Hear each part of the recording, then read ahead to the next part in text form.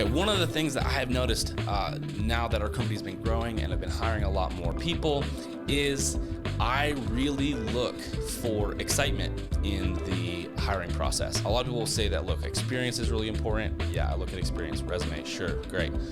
Culture fit is an absolute must.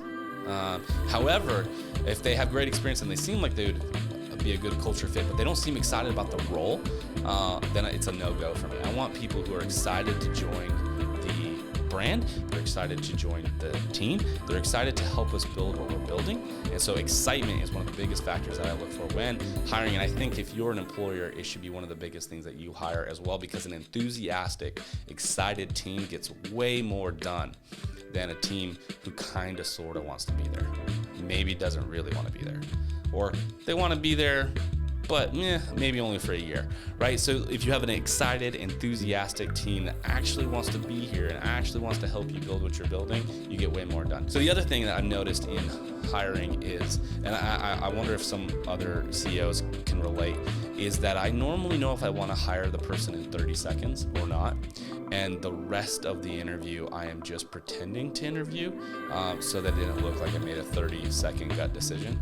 I would say that the rest of the interview, even if it was 10 more minutes, 20, 30 minutes, an hour, depending on the process, it is rare, I would say 1 out of 10 times, that something happened in the rest of the interview that changed my mind based upon the first 30 seconds to 90 seconds.